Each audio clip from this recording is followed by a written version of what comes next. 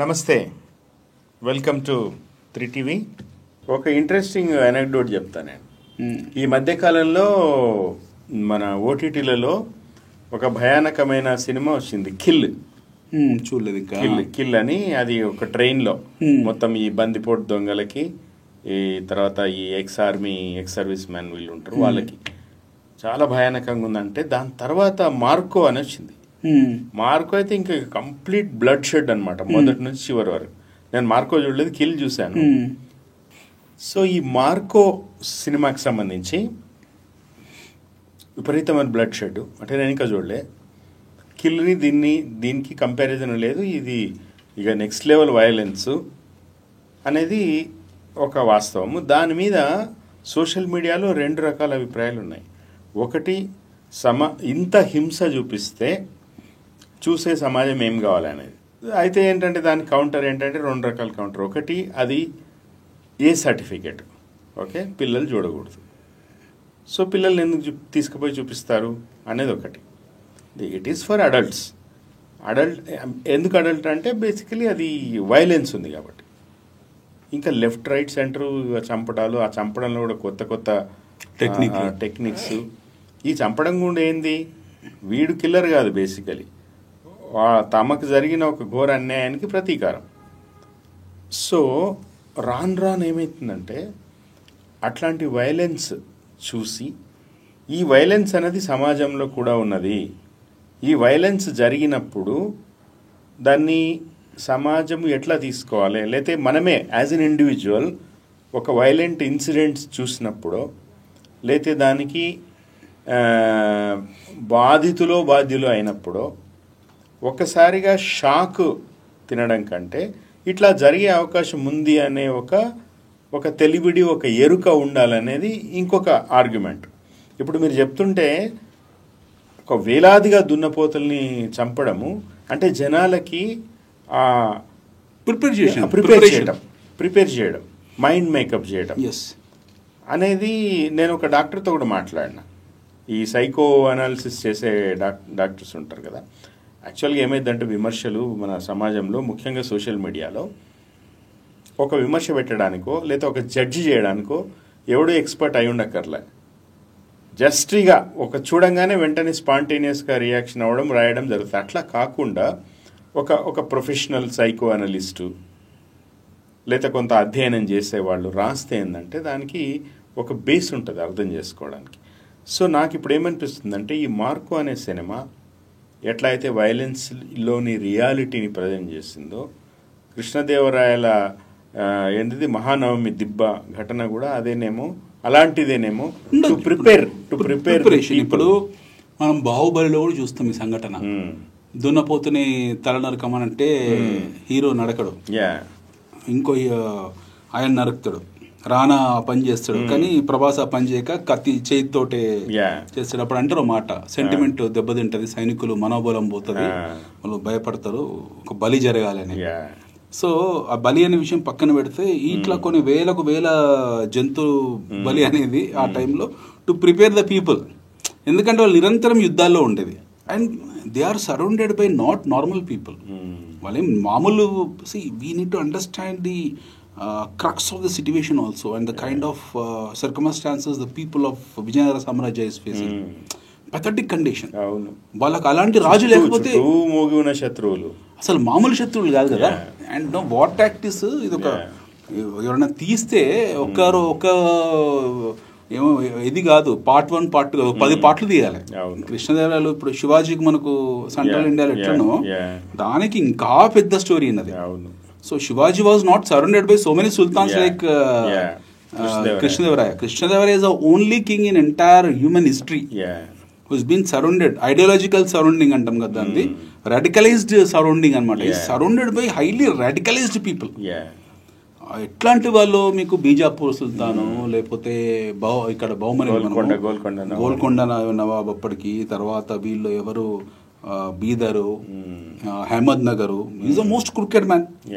అహ్మద్ నగర్ రాజు తర్వాత ఈయన ఎవరు రామరాయల తల నరికేసి అది ఆ ఊచకు పెట్టి ఎన్నో సంవత్సరాలు గుమ్మాని పెడతాడు. అహ్మద్ నగర్ కోట గుమ్మాని పెడతాడు. అంత భయభ్రాంతులు గురి చేస్తాడు ఆయన. మరి అట్లాంటి రాజుల మధ్య తన ప్రజలని తన సైన్యాన్ని రక్షించుకోవాలంటే వార్ టాక్టిక్స్ కావాలి కదా. And definitely Krishnadevaraya made everybody to scare. ఆయన అందరిని భయపడిచ్చేసాడు, వణికిచ్చేసాడు. ఎట్ ది సేమ్ టైం శాంతి ప్రస్తావనలు ఇవన్నీ ఉండేవి. మళ్ళీ ఈయన వైపు నుంచి శాంతి ఉండేది. అక్కడ గుల్బర్గా రాజుని బందీగా, ఇప్పుడు గుల్బర్గా రాజుని వీడు బీదర్ రాజు బందీ చేస్తాడు. ఈయన కృష్ణారెడ్డి బంధ విముక్తిని చేస్తాడు. ఆయన అందుకెళ్ళి విడిపిస్తాడు. చూడండి, మళ్ళీ విడిపించేసి వదిలేసిన తర్వాత మతం విషయం దగ్గర రాగానే వీళ్ళందరూ ఒకటైపోయి మళ్ళీ ఈయన మీద దాడి చేస్తారు. బట్ ఈయన ఎదుర్కొంటాడు, అందరినీ తిప్పి కొడతాడు, చాలా తీవ్ర స్థాయిలో యుద్ధం చేస్తాడు. ఈయన అంటే భయపడేవాళ్ళు. దౌత్య వివాహాలు కూడా చేసుకున్నారు. దౌత్య వివాహాలు ఈయన ఏం లేవు.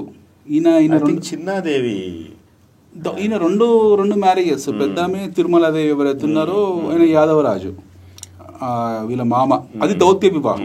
దట్ వాజ్ దౌత్య వివాహం. రెండు కూడా చిన్నమ్మదేవి కూడా దౌత్య వివాహం. ఆయన రెండు పిల్లలు కూడా న్యాచురల్లీ బయలెటరల్ వెడ్డింగ్స్ అలయన్సెస్ అవి. బట్ వీళ్ళు మటుకు బోయ వాల్మీకిలు అంటారు కొంతమంది, మోస్ట్లీ వాళ్ళే ఉండొచ్చు, లేదా కురబాలు అంటారు. At the same time either Boya Valmiki లేదా కురబా, బిట్వీన్ ద బోత్, ఈ రెండింటి మధ్యలో ఉంటారు. But not Kshatriyas, definitely not Kshatriyas. And no way connected to Telugu communities. ఈ తెలుగు కులాలకైతే సంబంధించిన pure Kannada Raju which has got roots of Badami. వాళ్ళంతా బాదామి చాళుక్యుల దగ్గర, వీళ్ళ పూర్వీకులందరూ కూడా దండనాయకులుగా ఉండేవాళ్ళు. ఆ టైంలో ఉండేదంతా వాల్మీకి కులస్తులే. ఇవి వాల్మీకి అండ్ క్షత్రియ అంటే ఏముంది, ఇప్పుడు దానవీరేశ్వర కళలో డైలాగ్ ఉంటుంది, రాజ్యం ఉన్నవాడే రాజు అని. అంతే. ఇప్పుడు పర్పస్ ఆఫ్ అదే, ఎవరైతే రాజ్య పరిపాలన చేస్తారో వాళ్ళే క్షత్రియ, వాళ్ళే క్షత్రియులు. రాజ్య పరిపాలన వాళ్ళే క్షత్రియులు. అట్లా ఆ విషయానికి వస్తే శివాజీ ఉన్నాడు. మరి శివాజీ బోన్స్లే వాళ్ళకి సంబంధమే లేదు. ఆయన వాళ్ళు బీసీలు కదా, వాళ్ళకి అసలు సంబంధమే లేదు. వాళ్ళ నాన్న ఎవరైతే ఉన్నారో షహాజీ, శివాజీ వాళ్ళ నాన్న, మరి ఆయన అట్లంటే ఒక ఇంకా ఆయన ఒక చిన్న సంస్థానం రాయగఢ్ పూనా దగ్గర, ఆయన ఒక ఆయుధ సప్లయరే. పూనా అంటే మళ్ళీ ఈ పీష్వాలు గుర్తొస్తారు. బ్రాహ్మణులు వాళ్ళే నేనే రాజు నేనే మంత్రి టైప్ లో, వాళ్ళే రాజులు వాళ్ళే మంత్రాంగం. అది లాస్ట్ కు పీష్వాలు ఎప్పుడు వచ్చారు? ఫస్ట్ శివాజీ. అంటే క్రోనాలజీ గురించి అనట్లే నేను, అంటే క్షత్రియులే కాకుండా మిగతా రాజులు కూడా ఉన్నారని. అది ఈయనతో స్టార్ట్ అవుతుంది, పీష్వా బాజీరావుతో స్టార్ట్ అవుతుంది. పీష్వా బాజీరావు డైరెక్ట్ ఇన్వాల్వ్ అవుతాడు. పీష్వా ఇప్పుడు శివాజీ కొడుకు శంభాజీ, శంభాజీ కొడుకు ఛత్రసాహు. ఛత్రసాహు రాజా చిన్న పిల్లగాడు ఉన్నప్పుడు వాళ్ళ నాన్న చనిపోతాడు. ఎవరు? శంభాజీ చనిపోతాడు. సో పీష్వా విశ్వనాథ్ ఎవరైతే ఉన్నారో ఆయన ఈయనను పెంచుతాడు, పెంచి పెద్ద చేస్తాడు. ఈయన పెద్దోడు అయిపోతాడు. సో కొన్నాళ్ళకు పీష్వా విశ్వనాథ్ చనిపోతాడు. చనిపోయినప్పుడు ఈ రాజ్యాన్ని కాపాడాల్సిన బాధ్యత మళ్ళీ పీష్వా మీదే ఉంది. ఆయన కొడుకు బాజీరావు. ఈ రాజు ఎవరైతే ఉన్నారో ఈ శంభాజీ కొడుకు ఛత్రసాహు, ఆయన బలహీనుడు. ఆయన వ్యసనాలు ఉండేవి. ఆయన తండ్రిలాగే ఆయన పెద్ద యాక్టివ్ వారియర్ ఏం కాదు. ఆయన ఏం యుద్ధాలు చేయలేదు. రెండోది ఆయనకు పెద్ద రాజ్యం అప్పటికే తాత ముత్తాతలు ఏర్పరిచిండ్రు. తాత శివాజీ ఏర్పరిచిన రాజ్యం ఉంది. దాన్ని కాపాడడానికి విశ్వనాథ్ పీష్వా ఎవరైతున్నారో ఆయన కాపాడండి ఆయన ఇంటెలిజెన్స్ తోటి. ఆయనకు పెద్ద ఆ టైంకు పెద్ద శత్రువులు ఎవరేం లేరు ఆయన మీద అటాక్ చేయడానికి. బట్ సడన్ గా ఏమవుతుంది, ఒకటేసారి ఆయన కొంచెం నిలబడ్డ తర్వాత నిజాముల నుంచి పొగ వస్తుంది ఆయనకు. వచ్చినప్పుడు దెన్ ఈ ఇంటర్ఫియర్స్ ఎవరు? పీష్వా బాజీరావు. ఆయనకు అర్థమవుతుంది ఈ రాజుగాని వల్ల కాదు, ఇది వేస్ట్, యుద్ధాలు చేసేంత సినిమా లేదు, నేను ఇన్వాల్వ్ కావాలి, ఇప్పుడు రాజ్యాంగం కాపాడాలంటే నేను ఇన్వాల్వ్ కావాలి అని చెప్పి ఆయన మొదటిసారి ఆయన బ్రాహ్మణ రాజు అయినటువంటి ఆయన క్షాత్రము కత్తి పట్టడం స్టార్ట్ చేస్తాడు బాజీరావు. వాళ్ళ నాయన ఏం ఫైట్ చేయడు. పీష్వా విశ్వనాథ్ ఎవరైతే ఉన్నారో వాళ్ళ తండ్రి ఈజ్ ఐడియాలజికల్ ఇంటెలెక్ట్. ఆయన బాగా ఐడియాలు ఇవ్వడము, రాజుని మంత్రి కదా, ఆయన మంత్రి పరమైన ఐడియాలు ఇచ్చేది. బట్ కొడుకు వచ్చేవారికి ఏం చేసి డైరెక్ట్ వార్ జోన్ లోకి దిగిండు. Correct. He has won almost 39 wars, 39 యుద్ధాలు చేసిండు. అసలు భారతదేశ చరిత్రలో మరాఠాలని ఇక గోల్డెన్ ఏజ్ పతాక స్థాయికి తీసుకుపోయింది Peshwa Bajirao. Though is a Brahmin, but is a very secular man. ఆయన రాజ్యం పట్ల పూర్తి అవగాహన వ్యక్తి. ఆయన మస్తాన్ని పెళ్లి చేసుకుంటాడు. ఆ బుందేల్ఖండ్ రాజు ఎవరైతే ఉంటాడో ఆయన బిడ్డ ఛత్రసాల రాజు ఆయన కూతుర్నే పెళ్లి చేసుకుంటాడు మస్తాని. ఆమెను తీసుకొస్తాడు శనివారం వాడకు, ఆయన కోటకు పూనాలో తీసుకొచ్చి ఆయన ఫస్ట్ ఆల్రెడీ భార్య ఉంటుంది. ఆయన భార్య ఒప్పుకోదు, ఆయన భార్య ఓకే, చాయిస్ కూడా లేదు ఆమెకు. ఈమె కూడా ఇల్లు కానీ కట్టించి లోపలనే ఉంచుకుంటాడు. ఆమెకు కొడుకు పుడతాడు. But Peshwa Bajirao is nice person. ఆయన ఆయన ఆయన కొడుకు బాజీరావు ఆమె మస్తానీ ద్వారా పుట్టిన కొడుకుకు ముస్లిం పేర్లు ఇస్లాం పేర్లే పెడతాడు. ఆయనకు వాడిని కూడా రాజ్యం రాసిస్తాడు. He is also been given some piece of land. He later becomes a king. తర్వాత కాలంలో ఆయన రాజు అవుతాడు. బాజీరావు చనిపోగానే ఆయన భార్య చనిపోతుంది, ఈమె మస్తాని చనిపోతుంది. తర్వాత ఇద్దరు పిల్లలని, పెద్ద కొడుకుని చిన్న కొడుకుని కాశీబాయ్ ఆయన మొదటి భార్య ఆమెను పెంచుతుంది. ఇద్దరు పిల్లల్ని, ఒకడు హిందూ సాంప్రదాయం పెరుగుతాడు, ఒకడు ముస్లిం సాంప్రదాయం పెరుగుతాడు. ఇద్దరికి సమానమైన రాజ్యం ఇస్తుంది. ఇవన్న రాజ్యం వాళ్ళు అన్నదమ్ములు ఇద్దరు రాజ పరిపాలన చేసుకుంటాడు. అన్న కోసము యుద్ధం, అన్నదమ్ముల వాళ్ళే ఉంటారు, ఇద్దరు ఉంటారు. అన్నకు ఒక యుద్ధంలో వచ్చి సాయం చేస్తాడు, తమ్ముడు వస్తాడు వచ్చి అన్నకు సపోర్ట్ చేస్తాడు, ఒక యుద్ధంలో నిలబడతాడు, అన్న పక్క నిలబడతాడు. సో ఈ సౌబ్రఫుల్ బ్యూటిఫుల్. మనం హిస్టరీని ఆ యాంగిల్లో చూస్తే చాలా బ్యూటిఫుల్.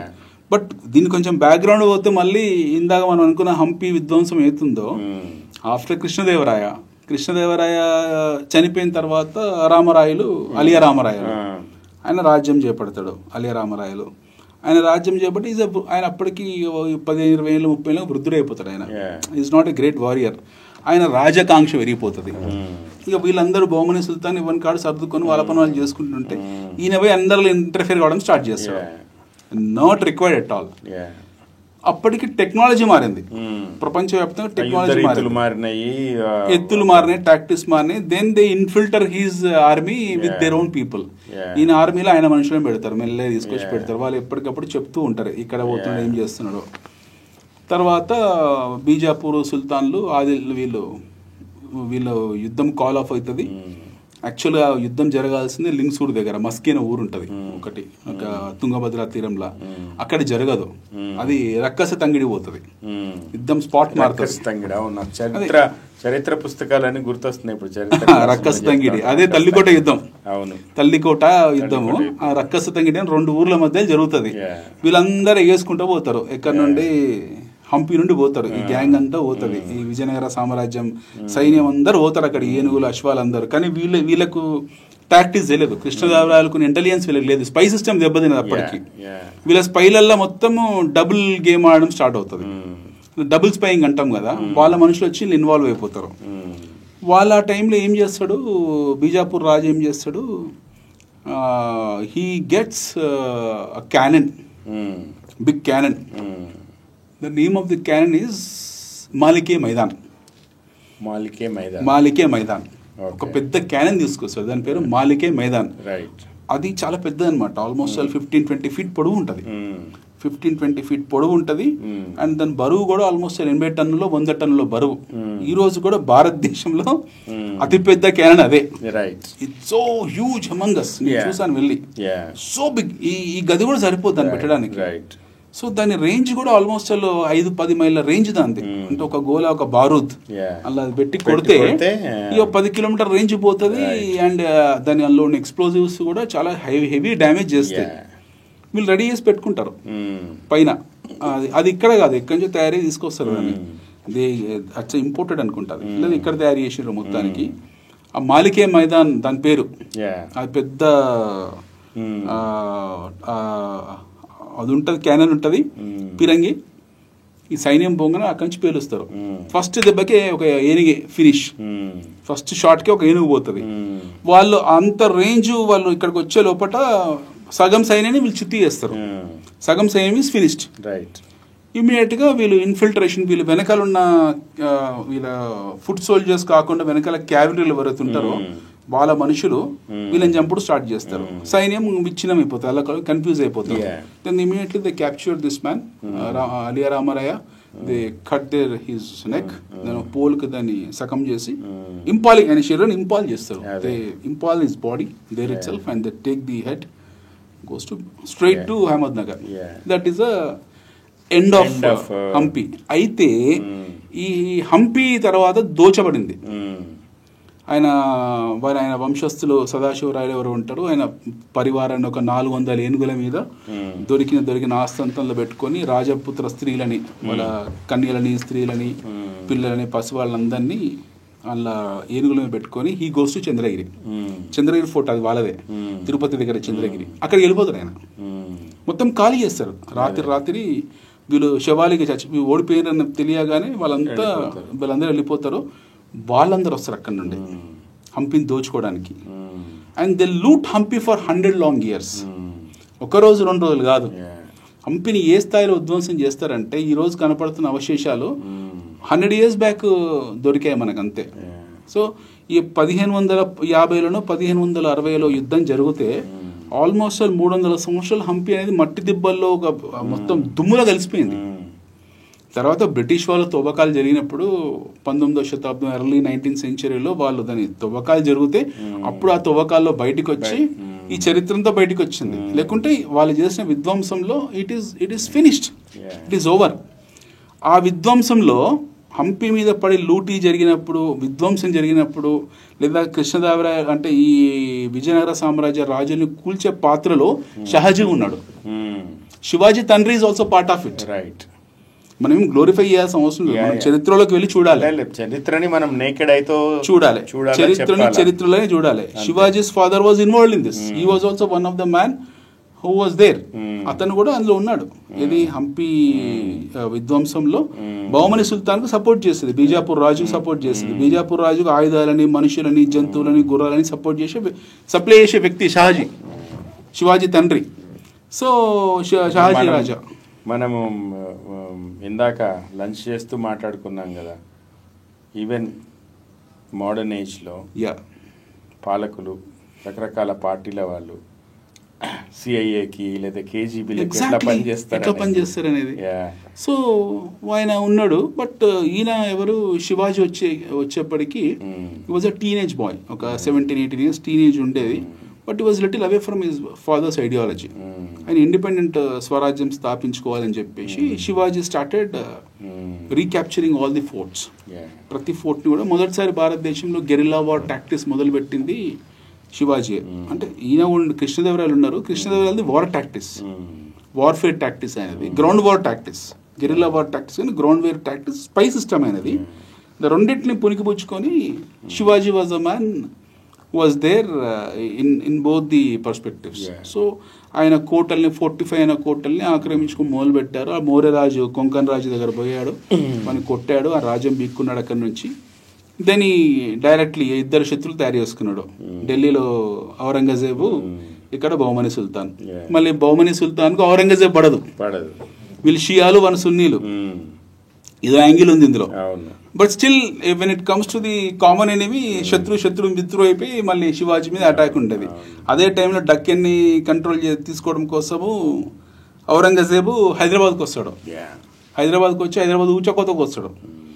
ఔరంగజేబ్ ఆయన ఆర్మీ ఒక ఫ్లీట్ వచ్చి దే ల్యాండ్ ఇన్ హైదరాబాద్లోనే, ఎక్కడో బయట కూడా కాదు, ఇది ప్రాపర్ హైదరాబాద్లో ఒక 20,000 మంది సైనికుల్ని చంపేస్తారు. ఇక్కడ లోకల్ మన దక్కని రాజుల సైన్యాన్ని ఒక 20,000 మందిని ఔరంగజేబ్ చంపేస్తాడు. ఔరంగజేబ్ చాలా ఘోరమైన రక్త చరిత్ర, చాలా దుర్మార్గమైన చరిత్ర. ఆయన విషయంలో ఒక విషయంలో సింపతి కూడా చూపించాలి ఔరంగజేబ్ని. ఎందుకంటే ఔరంగజేబ్ తండ్రి ఎవరైతే ఉన్నాడో షాజహాను, ఆయనకు 4 కొడుకులు, 4 brothers.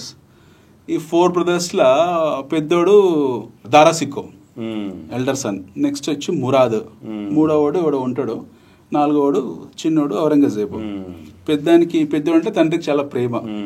ఔరంగజేబ్కు elder son is a blue eyed boy, Shahjahan కు దారాసిక్కో. వానికి మోస్ట్ ఫెర్టైల్ ల్యాండ్స్ ఉన్న పంజాబ్ ఇస్తాడు, పాలించుకోపోరా గవర్నర్ గాని. రెండో కొడుకు ఈ దారాసిక్కో అనేటోడు, పెద్ద కొడుకు ఎవరైతే ఉంటారో షాజహాన్ పెద్ద కొడుకు, ఆయన పోయిటరీ, లిటరేచర్, ఈయన గానా భజన్, ఈయన వేరే ప్రపంచం ఈయనది. రెండోడు వచ్చేప్పటికి మురాద్ ఈజ్ అ డ్రంకర్డ్, ఎప్పుడు 4 గంటలు తాగిటోడు. ఆయనకి బెంగాల్ ఇచ్చిండు, పోరా నువ్వు బెంగాల్ చూసుకోపో అని.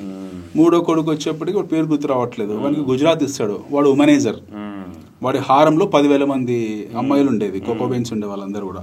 ఈ కోకోబీన్స్ అందరినీ మనోడు పోషించేవాడు. వీనికి 10,000 మంది ఉండేవాళ్ళు. 4th one వచ్చేసి Aurangzeb is a fundamental Islamist. Is a complete believer of షరియాలా. Yeah.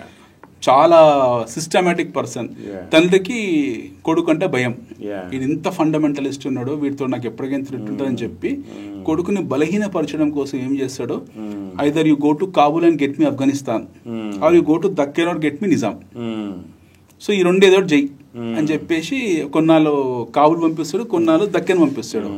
సో ఈ was not having proper grains, food grain ఉండేది కాదు ఆయన సైన్యాన్ని పోషించడానికి, డబ్బులు లేవు, 24 గంటలు వార్లో ఉండాలి. అట్లా ఔరంగజేబ్ రాటు తెలిపోతాడు.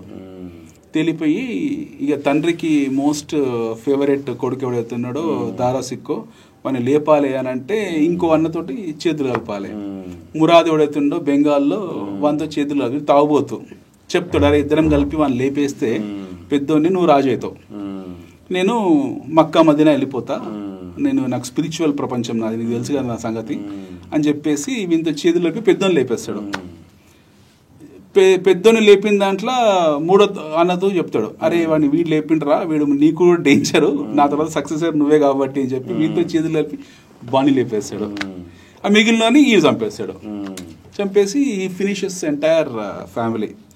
అంటే అక్కడ వాళ్ళకున్న సిస్టమ్ ఏంటంటే ఎవడైతే ఒక రాజుకు 10 మంది ఎవరైతే కొడుకులు ఉంటారో ఐదర్ ఎవడైనా క్రౌన్ ప్రిన్స్ కావాలి లేదా కింగ్ కావాలి అంటే మిగతా వాళ్ళు చావాలి.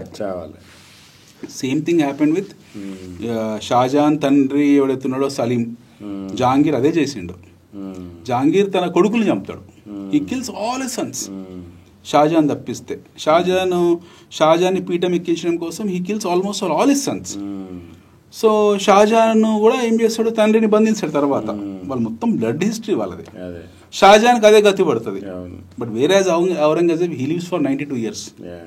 ఔరంగజేబు 92 ఏళ్ళు బతికిండు, అన్ని యుద్ధాలు చేసి ఇవి చేసినా కూడా. ఔరంగజేబు గెలవని ఏకైక రాజ్యం ఏమవుతుందంటే శివాజీ, మరాఠా. శివాజీ మీద ఉన్న కోపము, నేను గెలవలేదు అనే కోపము, ఫ్రస్ట్రేషన్ అంతా ఎవరి మీద తీస్తాడు, శంభాజీ మీద తీస్తాడు. ఆయన శివాజీ కొడుకు మీద తీస్తాడు, శంభాజీ మీద. సో ఇవన్నీ కూడా మనకు హైదరాబాద్ ఇంటర్లింక్ అయింది. దీనికి ఎందుకనంటే Hyderabad is a golden cow, ఇది ఒక గోల్డెన్ గూస్.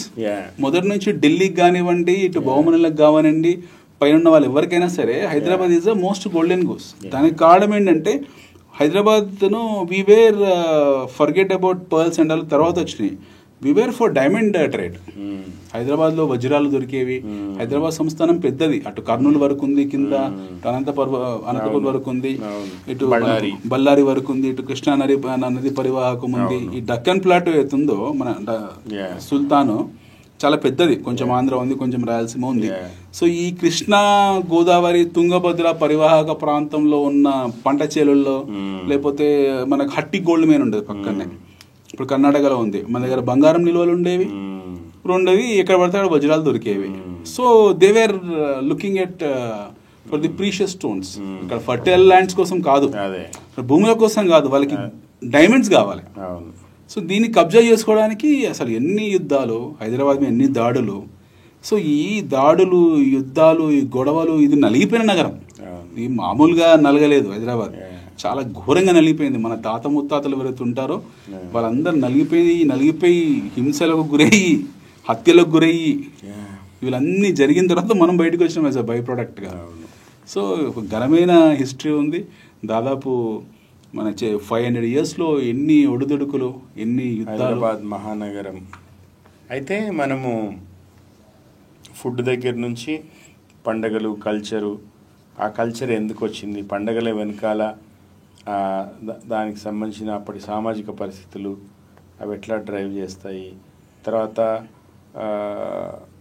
పాలకులు, ఇన్వేజన్స్, ఇవన్నీ కూడా మాట్లాడుకున్నాము. మీరు చివరిలో ఇది అన్నారు, ఏది మన ఫర్టైల్ ల్యాండ్స్ కాదు, ఇక్కడ దొరికే డైమండ్స్ కోసము, మినరల్స్, న్యాచురల్ రిసోర్సెస్ కోసం. నాకు త్రివిక్రమ్ శ్రీనివాస్ కలేజా సినిమా గుర్తొస్తుంది. అక్కడ వాళ్ళు చెరుకు పంట కోసం కాదు వాళ్ళని తరిమేయాలనుకుంటున్నది, అదేంటది ఇరీడియం కోసం. అవును, మరి ఇప్పుడు హోప్ డైమండ్ ఉంది, మన దగ్గర నుంచి పోయిందే కదా, కోహినూరు, హోప్ డైమండ్, ఇవన్నీ హైదరాబాద్ గనుల్లోంచి పోయినాయి కదా, గోల్కొండ గనులు అనే వాటిని, గోల్కొండ మైన్స్ నుంచో పోయినాయి ఇవన్నీ కూడా. హోప్ డైమండ్, జాకబ్ డైమండ్, మన దగ్గర కోహినూరు, ఇవన్నీ వయా హైదరాబాద్, ఇవన్నీ కూడా ప్రపంచంలో 100 క్యారెట్ 120 క్యారెట్ 130 క్యారెట్ డైమండ్స్ అన్ని కూడా ఇక్కడి నుంచే పోయినాయి. మీకు ఆఫ్రికాలో ఉన్నాయి గనులు, ఆఫ్రికాలో మీకు చాలా మీకు ఎన్నో గనులు ఉన్నాయి, డైమండ్ గనులు ఉన్నాయి.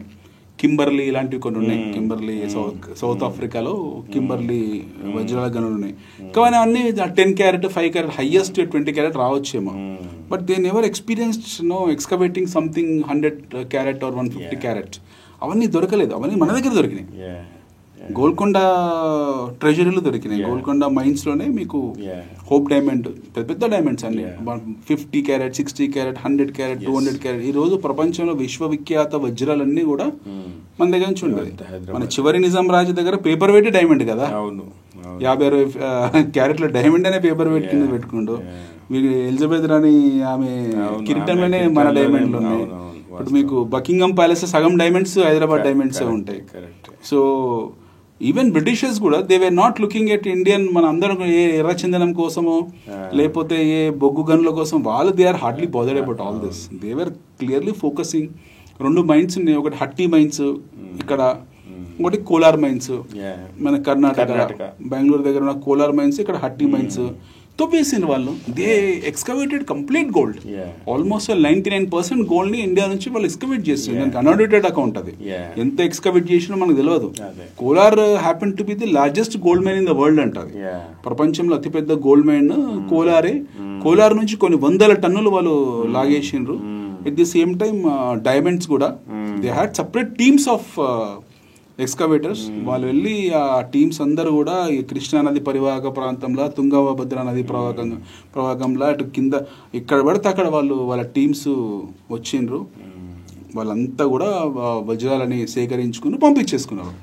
They are not bothered about. వాళ్ళు ఇండియాని వాళ్ళ పర్పస్ ఏ మసాలాలు లేకపోతే ఏ ఇలాచీ లవంగాలు ఇవన్నీ ప్రైమరీ ఎంట్రీ కోసం. కేరళలో వచ్చినప్పుడు ఇలాచీ లవంగాలు స్పైసెస్ ఏవైతున్నాయి ఎంట్రీ, తర్వాత దానికన్నా పెద్ద గోల్డ్ ట్రెజర్ కదా, ఫిజికల్ గోల్డ్ కదా. So they excavated everything. ఈ ప్రాసెస్లో మిషనరీ రావడము, మత మార్పిడులు జరగడం, ఇవన్నీ ఒకటి. వాళ్ళు ఒకటి ఎక్కువ దీర్ఘకాలికంగా ఉన్నారు కాబట్టి, ఎన్నో వందల సంవత్సరాలు ఉన్నారు. పొలిటికల్ లక్ష్యము ఇక ఇవన్నీ యాడ్ ఆన్ అవుతూ ఉంటాయి. ఆ మిషన్ లో భాగం కూడా కావచ్చు. కాదు, వాళ్ళు బకింగ్హామ్ లక్ష్యం అది కాదు కదా, మెయిన్ లక్ష్యం అది కాదు. కన్వర్షన్ ఏమి ప్రధాన లక్ష్యం ఏం కాదు. బట్ వాళ్ళు ఒక పొలిటికల్ లక్ష్యము. అండ్ ఇన్వేజన్ ఎందుకు చేస్తారు ఎవరైనా?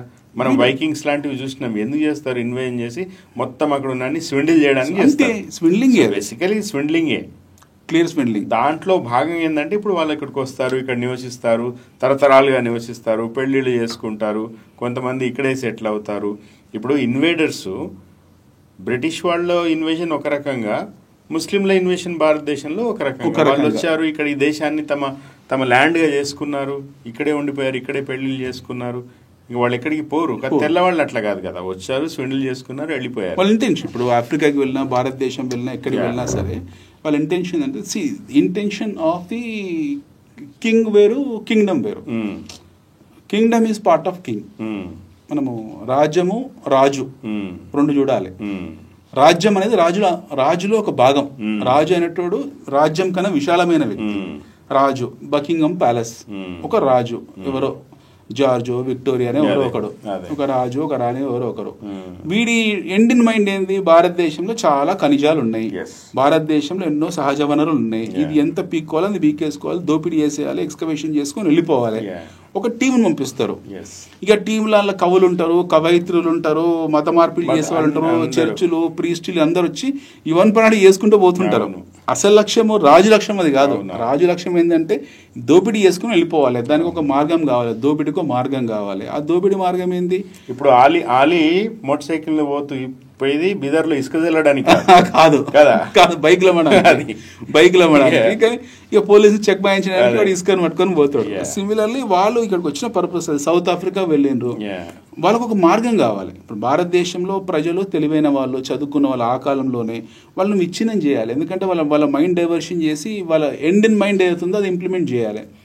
ఆఫ్రికాలో అది చేసిండ్రు వాళ్ళు, ఆఫ్రికాలో వెళ్ళిండ్రు. ఆఫ్రికాలో కూడా కదా పాపులర్ సేయింగ్, వాళ్ళు when the whites came, they had Bible, we had land. Correct.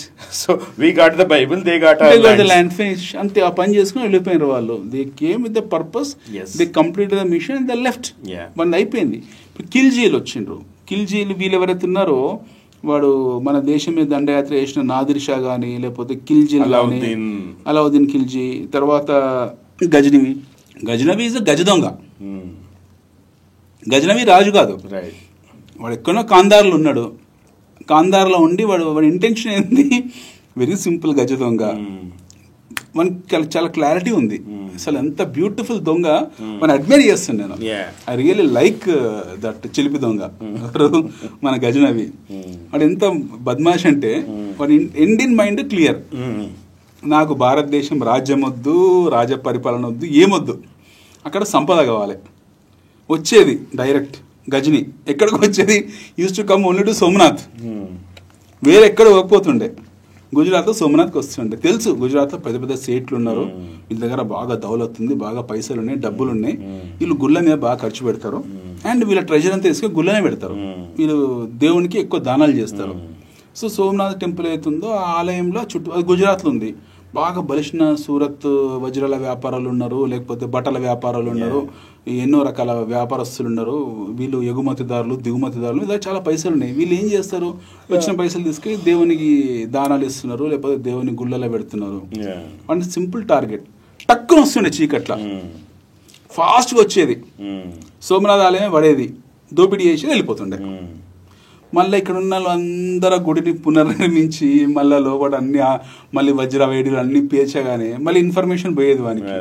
ఇక్కడ వాడిని స్పైస్ ఉంటుంది, అరే సార్ ఇట్లా రెడీ అయిపోయింది, ప్లీజ్ కమ్ అండ్ అటాక్ అని ఇక్కడి పోయేది. మళ్ళీ దాని ఒక నైట్, ఒక మిడ్ నైట్ వస్తుండే. Use to come only during rainy season. Very very smart దొంగ. టక్కున వచ్చేది, మళ్ళీ దొంగతనం చేసేది, మళ్ళీ వెళ్ళిపోయేది. వాడు దొంగ. So Ghazni is not a king. Ghazni ఒక గజ దొంగ. మన దగ్గర దొంగలు చాలా మంది, ఎవరు బందిపోటు దొంగ, చెంబల్ దొంగలు అనుకుంటాం మనము, లేకపోతే దగ్గులు ఉన్నారు మన దగ్గర. ఇట్లా తక్స్ టైపు ఈజ్ ఏ దొంగ. సో అది ఒక మంచి గజ దొంగ అనమాట. వచ్చేది పోయేది. ఏ స్థాయికి దొంగతనం చేసిండంటే మన గజని వాడు చివరికి తలుపు కూడా ఎత్తుకపోయాడు. ఆఫ్ఘనిస్తాన్లో ఆ టైపు దొరకవు కదా, ఆ టైప్ క్రాఫ్ట్స్మెన్షిప్ లేదు, ఆ టైప్ ఇవన్నీ ఏం లేవు. సో వచ్చిండు, సోమనాథ్ ఆలయాన్ని కూల్చిండు, చివరికి తలుపులు కూడా ఎత్తుకపోయిండు. ఆ తలుపులు ఈ రోజు కూడా మీకు, even today in Kandahar fort, ఈ రోజు కూడా కాందార్ ఫోర్ట్ లో వాడు ఎత్తుకపోయిన తలుపులు వాడి కోట గుమ్మాన్ని కట్టుకున్నాడు, మంచిగా పెట్టుకున్నాడు. అక్కడ ప్రిజర్వ్ అయినాయి అవి, అక్కడ పరిరక్షించబడ్డాయి. ఇక్కడి నుంచి ఎత్తుకుపోయిన తలుపు ఆడ పెట్టుకున్నాడు. అంటే బేసికలీ దొంగ, is not a king. Mongols ఏంది, మంగోల్స్ రాజ్య విస్తరణ. వాళ్ళు వచ్చిన పర్పస్ ఏంది, రాజ్యాన్ని వాళ్ళ purpose. Mongols are actually not Muslims, వాళ్ళు ఇస్లాం కాదు, చెంగిస్ ఖాన్ వంశస్థులు ఏమి ఇస్లాం కాదు. వాళ్ళు ఖాన్లు అక్కడ వాళ్ళ మతాలు వేరు, వాళ్ళ పద్ధతులు వేరు. మంగోలియా గోబీ ఎడార్లో వాళ్ళు కంప్లీట్ నోమాడ్స్. వాళ్ళు దే ఆర్ నోమాడ్స్, చాలా క్రూరమైన వాళ్ళు. అంటే వాళ్ళు ఈ నిరంతరం ప్రకృతితో యుద్ధం చేసి చేసి చేసి రాటు తెలిపారు వాళ్ళు. సో వాళ్ళకి ఎప్పుడు ఎడారిలో నీళ్లు ఉండవు, స్నానం ఉండదు, అన్నం ఉండదు, భోజనం ఉండదు, పచ్చి మాంసం తినాలి. ఆ నోమాడ్ బతుకులు బతకాలి వాళ్ళు. సో గూడారాలలో క్రూయల్టీ వచ్చింది వాళ్ళకి. ఆ క్రూయల్ గా వచ్చి వాళ్ళు ఎప్పుడైతే వాళ్ళు మొదటిసారి చైనా మీద యుద్ధం చేస్తారు, వాళ్ళు చైనా రాజుల మీద సీజ్ అవుతుందో, నగరాలని సీజ్ చేసే పద్ధతి వాళ్ళే ఇంట్రడ్యూస్ చేసిండ్రు. ఎవరు, మన మంగోల్సే. ఇక్కడ ఏదైనా రాజ్యం మీద దండయాత్ర చేస్తే ఆ రాజ్యాన్ని రౌండప్ చేసేది, చేసి లోపల ఉన్న వాళ్ళు బయటికి రాకుండా నెలలు నెలలు నెలలు నెలలు ఇక్కడ బయట వీళ్ళు మంచిగా గాన భజన తినుకుంటూ కూర్చుంటారు. వాళ్ళ లోపల అలమటించిపోతుండే ఇక భోజనానికి. వాళ్ళు బలహీనం అయిపోయిన తర్వాత అప్పుడు అటాక్ చేస్తారు వీళ్ళు, సీజ్ యుద్ధాలు. సో అట్లా అలా రాటు తెలిపోయినారు వాళ్ళు. మొదటిసారి ఎప్పుడైతే మన దేశం మీదకి దండయాత్ర చేసిండో బాబర్ వీడు, రక్త సిక్తమైపోయిందంట. ఏది, భారతదేశం. ఈ నాదిర్ షా కానివ్వండి, ఖిల్జీలు కానివ్వండి, ఢిల్లీ వీధుల్లో I read very clearly in the correspondence letters, నేను చదివినవే పుస్తకాల్లో, బ్రిటిష్ వాళ్ళు రాసిన పుస్తకాల్లో, ఢిల్లీ నగరంలో మనుషుల శరీరాల నుంచి రక్తాలు ప్రవహించి కొవ్వు పేరుకుపోయి, ఆ కొవ్వు పేరుకుపోయి తెల్లగా లేయర్ కనపడేది అంట. They massacred in such a way that the blood got flown out. అందులో ఉన్న కొవ్వు అవుతుంటుందో ఫ్యాట్ అవుతుందో ఫ్లాట్ లేయర్స్ ఉండేవంట, లేయర్లు అంత దారుణమైన క్రూయల్ పీపుల్ అనమాట వాళ్ళు హింసాత్మకమైన వ్యక్తులు. బేసికలీ ఆ హింస అనేది మనం మొత్తం కనిపిస్తుంది చరిత్రలో. వాళ్ళ మైండ్ సెట్ అనేది మీకు లాస్ట్ వరకు కనిపిస్తుంది, ఔరంగజేబ్ వరకు కనిపిస్తుంది. వాళ్ళు ఏం శుద్ధపూసలు కాదు. మనం గ్లోరిఫై చేసినట్టు ఇక్కడ సినిమాలు తీసినట్టు సలీం అనార్కలి ఇవన్నీ అన్ని పిట్టకథలు. అసలు ఈ సినిమాలను బహిష్కరించాలి, పుస్తకాలను రీరైట్ చేయాలి, ఒరిజినల్ బుక్ ప్రాపర్ చరిత్ర బాలీవుడ్ చరిత్ర కాదు, ఒరిజినల్ చరిత్ర మనల్ని రాయలేదు. మన దగ్గర ఉన్న పాలిటిక్స్, రాజకీయం, మన దౌర్భాగ్యము, అబద్ధాల చరిత్రని. అక్బర్ ద గ్రేట్ కాదు ఆయన. Akbar is cruel man. Akbar 100% cruel రాజు. అతను ఆర్మీ కమాండర్స్ భార్యల కోసం వాళ్ళని చంపేసేవాడు. అక్బర్ హారం ఉండేది. ఆయన స్త్రీలని అంతఃపురం అనండి, ఏమనండి, లేదా స్త్రీలను బంధించే హారం అనండి. అక్బర్ అంటే మన ఎస్వి రంగారావు లాగా అందంగా చాలా మంచిగా ఈజ్ ఇల్లిటరేట్ ఫెలో. అక్బర్ చదువులేదు, చదువు పాడా ఏమనుందా, మనకేం చదువు రాదు. Akbar is illiterate fellow. Akbar the great కాదు, పాడు కాదు. ఒక 5-6 వేల మంది స్త్రీలని బంధించుకొని హారంలో పెట్టుకున్నాడు ఆయన. దాంట్లో మీరు బ్రిటిష్ పుస్తకాలు చదవండి. మనం చదవాల్సింది ఈ బాలీవుడ్ బుక్స్ కాదు. బాలీవుడ్ పుస్తకాలు చదివిందంటే ఎప్పుడు మన గ్రేట్ అని అనుకుంటాం. మనము బాలీవుడ్ ఓట్ బ్యాంక్ రాజకీయాల్లో మీకు ఎప్పుడు సలీం అనార్కలి స్టోరీ లేదు, అనార్కలి లేదు, పాడు లేదు, అంత అబద్ధం అది. They is nothing called. So ఇవన్నీ అబద్ధాల స్టోరీస్. అక్బర్ చరిత్ర చాలా నీచమైన చరిత్ర. అక్బర్ క్రూరమైన రాజు. ఆయన ఏదో మతం కనుక్కున్నో తెలియలాయి అని చెప్పేసి ఏదో తర్వాత స్టోరీలు కొట్టించిండ్రు.